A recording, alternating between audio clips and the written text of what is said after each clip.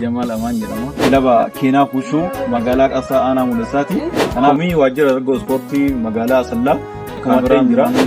Viidiyoodha wanti miidiyaaf ta'u barana waraabamaan ture daararratti hojjetaa ture. Komii waajjira tokko ispoortii kana akkaataa salphaan nama ilaalaa jira. Akka duruyyummaa minamana karaa duruyyummaatiin nama ilaalaa jira. Magaalota hedduu keessatti karambullaan bakkoota baay'ee jira.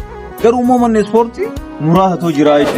Kanaaf kanallee jabeessuu qabaatanii nama miidiyaa irratti ibsuu akkaataa aartii fi faayitillee kanneen nu barsiisaa jiru. Isillee asumaan akka sooshaal miidiyaa kee fooloo akkasumas waan ta'u hundaayyuu akka godhan akka gootan isiniin jedha. Galatooma.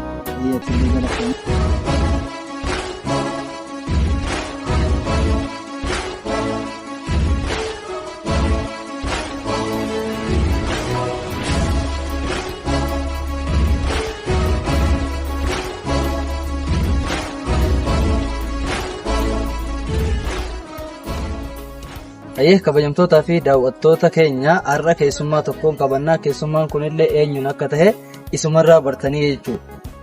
Ayyee maqaa kee eenyu siin jedha? Maqaan kiyya Jamal Aman jedhama. Magaalaa Qasaa Aanaa Mul'issaarraa leenjisaa ispoortii Coach Jamal jedhama. Coach Jamal duraan dursee mee maarshaal aartii kana gara kam akka eegalte nu himuu dandeessa? Ispoortii wushuu kana jalqabaan ji'oota muraasaaf teekaandoo hojjetaa ture. Haa ta'uutii garuu immoo teekaandoo san dhiiseeti gara ispoortii wushuu kanatti dhufe bara 2009 gara ispoortii wushuu kanaatti makame. Akkasuma as magaalaa Qarsaa keessatti waggoota tokkoof leenji'aa ture. Achi ka'ee barumsa kiyyallee magaalaa Asallaa kanatti na fidee jennaan gara magaalaa Asallaa kanaatti dhufe as leenji'aa ture magaalaa Asallaatti. Maashaallah bareedaadha. Amma kan jirru magaalaa Asallaati. Magaalaa Asallaa kanarratti immoo warri federeeshinii asitti waan qophii qopheesseef dhuftee wanni dhufteef takka ofiif dhuftaa takka barattootaa fi kana lamaan keessaa meeqame? Ani barattoota fidee dhufe yoo dhufuu garuu immoo haalonni daanii fi itti qophaa'ame sirrii hin turre. Tokkoffaa addaraasha waajjira dargaggoo ispoortii sila addaraasha nu qopheessuu qabaata ture.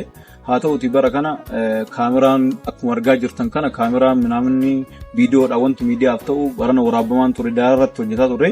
Komii waajjira dargaggoo ispoortii magaalaa Asallaa komadheen jira jechuun barbaada. Nusirraahuu qabaa jechuun warri magaalaa Asallaa sumaanuu. Nusirrattuu qabaata. Wanti kun gadi bu'iisaan irratti hojjetamee nusirrattuu qabaata. Ispoortiin kenna kun ispoortii kabajaa qabudha. Ispoortii kabajaa guddaa qabu kana namni bakkuma argamatti hojjetuun hin danda'amu. Maaliif ispoortiin kenna kun bakka qaalii ta'amtee fi ispoortii qaalii ta'amtellee waan taateef bakka jabduu ta'etti sila nu qopheessuu qabaatan jedha. Bareedaadha. Federeeshinii Itoophiyaa irraa qabdu qabda? Komii federeeshinii Itoophiyaa irraa hin qabu. Oromiyaa irraa wanti nuti irratti qabaatu tokkoffaa namni bakka erga argee boodatti yookiin iddoo mijaawaa wayiitti waa wayii qarshii wayii sabasabuuf illee iddoo mijaawaa wayiitti tolaa jechuudha. Iddoo mijaawaa wayiitti iddoo hin argamin daarama irratti qarshii funaanuun hin barbaadu. Tokkoffaa lammataa hoogganoota kenna karaa saniif saartifikeettiin nu kennamaa ture. Hadda ammoo karaa Oromiyaatiin namni nu biraa dhaabateetti saartifikeetti daanii kanaa nu kenna hin jiru jechuudha. Akkuma waliin ilaalaa jirru kana jechuudha. Kun nu sirrattuu qabaata jechuudha. Maaliif egaa inni hoogganaa kana ta'e hoogganaa jechuudha utubaadha. Saartifikeetti kana barattootaaf kennuu qabaata jechuudha. Kanaaf kun nu sirrattuu qabaata jechuudha. Iddoon qophaa'ee boodatti odoo qarshii kanallee itti sabasabamee wayyaadha. Odoo iddoo argin qarshii sabasabuun hin barbaachisu. Lammata immoo ijoolleefillee saartifikeetti nu laatuu qabaatanii kabajaadhaan jechuu barbaada. Kun booda akka nutti hin deebine kun sirriitti irratti hojjetamuu qabaatan jedha.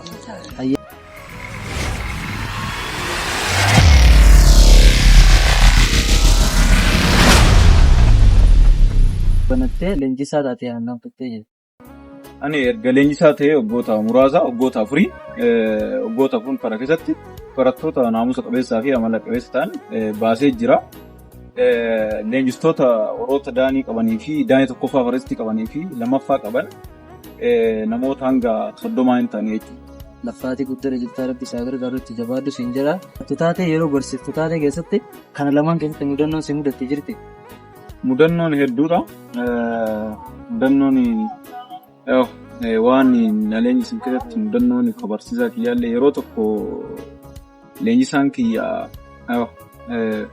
meeshaa ulee jedhamu akkas narratti hojiirratti narra cabsee bitii fidii kanaan jira jechuudha. Mudannoo akkanaa lammata immoo amma yeroo ammaa ijoolleen amma nu gisee duraa gisee 100 dhaabneet obboroo saniin ispoortii argamu nu jechuudha. Amma garuu immoo gisee 2 hodhoofte ijoolleen ispoortii sanitti hin deebitu jechuudha. Nuti gisee duraa odoo qaamni keenya nu madaa'u achi deebinaa jechuudha. Leenjisaan keenya tumeetiin kana jechuun barbaada.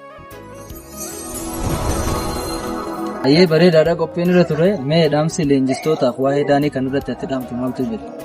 Ayyee waa'ee daanii kanarratti wanta an dhaamu tokkoffaa maasteroonni kennan warroonni daanii kennan ijoollee akkaatuma ga'umsa isaaniitiin leenjisaa turanii maaliif tokkoffaa leenjisaan gahee isaa baatee dhufuu qabaata jechuudha. Gahee isaa barataa isaa gahee isaa waan isa barbaachisu godhee dhufuu qabaata jechuudha.